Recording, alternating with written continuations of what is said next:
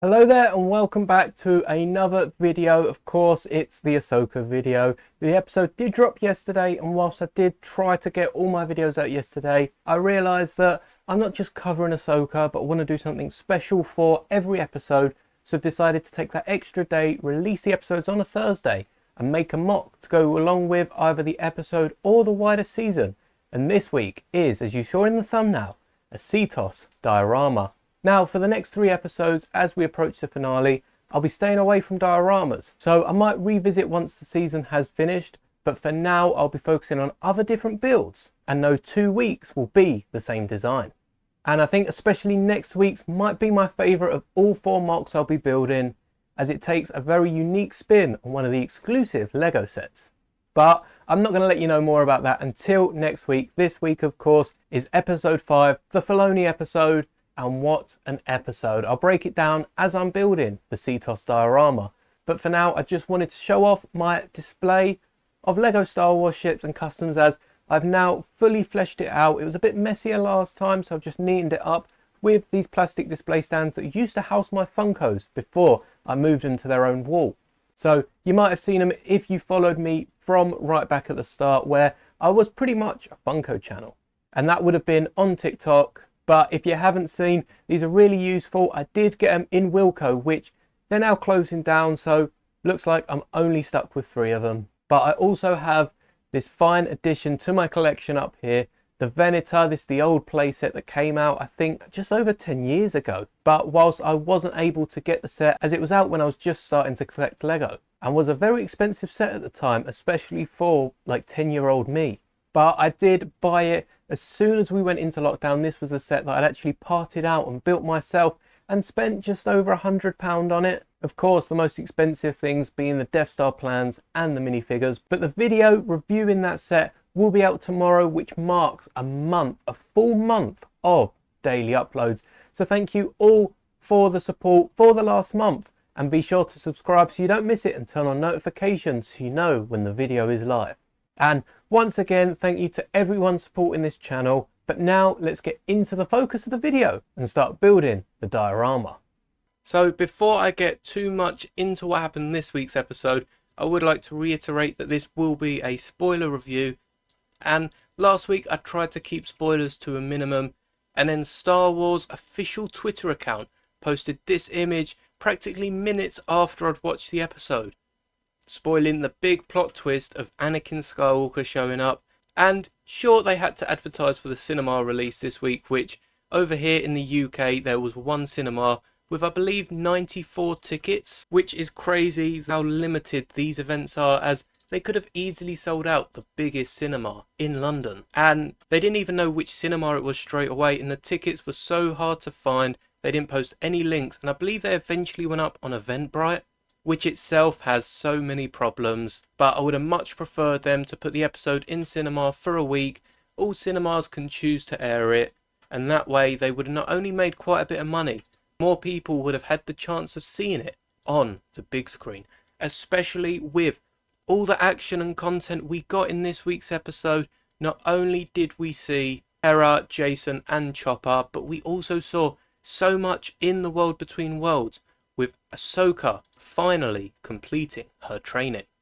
Now, as I build this mock, let's get deeper into what happened, as if you watch this episode, you will know that Anakin began finishing Ahsoka's training, and they had a little duel on the path that we saw him last time. However, this is soon cut short, as Anakin literally cuts off the path, making Ahsoka and the rest of that path fall onto a sandy world that we're not quite sure. Initially, I thought it was Geonosis. However, I sooner thought it was Ryloth, as we see a few Twi'leks around, and we also see a Clone Wars suited Anakin. Now, this is Anakin in his costume from the Clone Wars, and it is great to see in live action on screen. And Hayden just looks amazing as the version of Anakin that was originally voiced by Matt Lanter. We also see a Padawan-aged Ahsoka Tano, which is again really nice to see in live action. And all these Phase 1 clones, both shiny and blue, representing the 501st Legion. Eventually we also see Anakin meet up with none other than a Phase 1 Captain Rex, and standing beside him is possibly Cham Syndulla, who was leading the fight for the Twi'leks and is also Hera's father, which is a nice connection to be made in this episode. Now, there is one big lesson that Anakin is teaching her here, that in order to change and in order to protect people, she does have to fight, and she has been brought up to be more of a warrior or a soldier than keeper of the peace, which is a point that Ahsoka brings up in this scene. However, Anakin fights on, and as he runs off with the clones, the explosions cover his shadow with a silhouette of Darth Vader, his lightsaber flashing between the blue of Anakin's and the red of this Sith Lord. And this lesson continues as Anakin is trying to teach Ahsoka to fight for herself and others and not just to give up when times get hard. And I think that is really the true lesson here as we get catapulted into the Mandalore arc of the final season of the Clone Wars. Now, Anakin does say how he doesn't remember this scene, as he of course did leave for Coruscant to protect the politics of the Senate and to go after the Chancellor, who was apparently kidnapped, which we now know was a complete setup. But we see the 332nd Legion. I thought we saw Gar Saxon at the start, but it turned out just to be another one of his Mandalorians, as well as a few 332nd. Perhaps they slipped Vaughn in there somewhere, but the main clone we see is of course Captain Rex once again, this time in his Phase 2 armour, which matched the era of the fight. And as they're wrapping up this lesson, Ahsoka and Anakin are brought back to where they were before, on the path, and this time Ahsoka holds her own, and it seems that she's on the back foot. However, when Anakin disarms her, she is able to fight without her saber, as Kenobi did in the Kenobi show, and disarm her former master, holding his red blade to his own neck. Now, of course, this means she won the fight, and I think this was more to show she was ready to continue fighting and hadn't just given up, but could return to the portal in which she came through.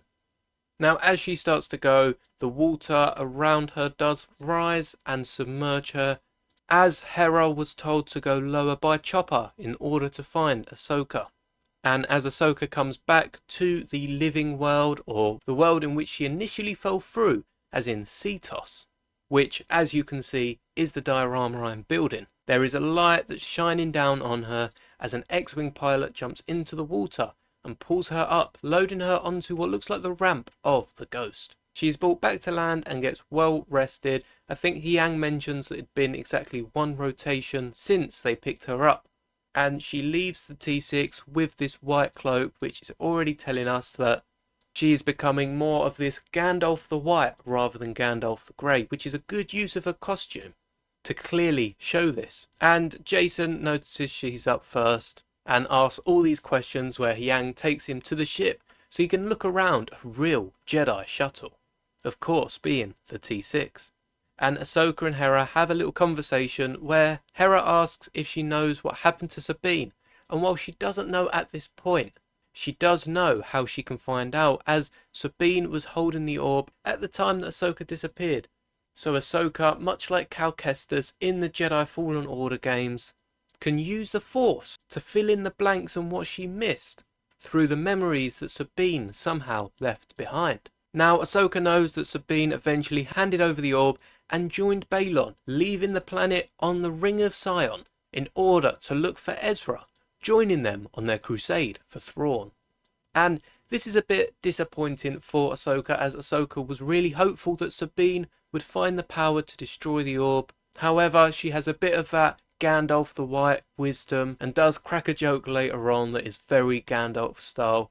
But as Ahsoka looks out to the sea and looks up a little, she notices the Purrgil that are still flying and have not yet fled to the next galaxy. So she goes back to Huyang, and as the New Republic arrive to see what Hera and Carson and all the other crew that left have been doing, as it has been very much so unauthorized and could strip them of their titles. But Carson goes up to try and distract them for a bit, as Hera is trying to, with Ahsoka, give them enough time for the Purrgils to jump, and Ahsoka and Huyang actually enter the biggest Purrgil and sort of get eaten, but they're waiting in its mouth, which is definitely much safer than jumping to light speed with the cockpit of your ship completely destroyed and both of you unable to breathe in space. Which of course is how Ezra and Thrawn jumped, so it'd be interesting to see what happens to them. But Ahsoka and Hyang make the safer decision, and they're bought just enough time to make the jump by the end of the episode. And of course, that means the next episode is most likely going to be in this new galaxy, and there's going to be so much new content. I cannot wait to watch it. But now let's take a closer look at my Seatos mock. And that is the modular complete. As you can see, I did start off trying to build the whole of this Stonehenge area of Seatos just on the cliff. However, with the space of a regular diorama base, I just knew it wouldn't be possible and decided to go with more of half of the circle instead, which still fits our 3 minifigures. You can see Morgan, Balon and Shin there. And also I've created this cool little piece in the middle which uses one of the minifigure stands you get in the collectible series, especially if you collect any of the Marvel characters or superhero characters. And that is attached to a green stud that the pin is actually pushing into this round 2x2. It's got the hole in the center, and then I've got this dish and dark blue stud to represent the orb with the planets and our galaxy glowing around it. And then I've got one of the fingers from the recent Star Wars mechs. This isn't one of the fingers, however it is the same element with a nice golden bar representing that glowing line we get shooting up. It'd have been nice to have a golden one of these. However, I do not have that piece in my collection, and that is going up to this Patronus piece, I believe, which is from the Harry Potter line. And this is a great use of this piece as it's already got the glitter and sparkle representing all the stars in the Peridula galaxy. And that is on top of a few of these stones. And the most impressive one, I think, is this back middle, as I have included one of these elements at the bottom. I'm not quite sure what it's called, but it's allowed me to put some studs on the side. And I have included 3 golden 1x1 round studs to give it that golden line that goes up. I do believe this stone here also has the similar line, but with the pieces I was working with, that was just not possible. So I made sure there was a line in the middle of all these other stones, and that was the best I could do. You can also use this to create other scenes, as if we remove Shin and Morgan from this scene and bring in Ahsoka and give Balon his lightsaber, we can have the awesome fight between the both of them. Ahsoka did only have one lightsaber as they fought for the map. And of course Ahsoka ends up falling off the cliff, but there is not really a cliff, more so an edge to this diorama. So perhaps if I had a few more pieces and a bit more time, I'd have built it up and could have created a whole scene with the trees, but definitely none of that would have fit on this diorama plate. And I'm very happy with how it turned out. I did mention earlier I will be staying away from dioramas for the rest of the Ahsoka episodes, and I do believe there are 3 more weeks of Ahsoka, so that means 3 more mocks that aren't dioramas.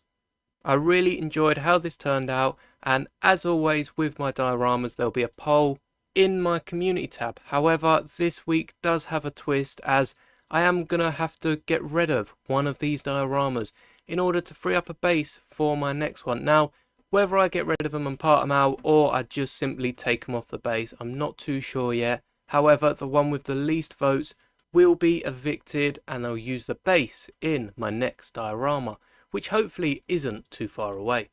Of course, don't forget to subscribe and hit the notification button so you know when I post next week's mock for the Ahsoka episode.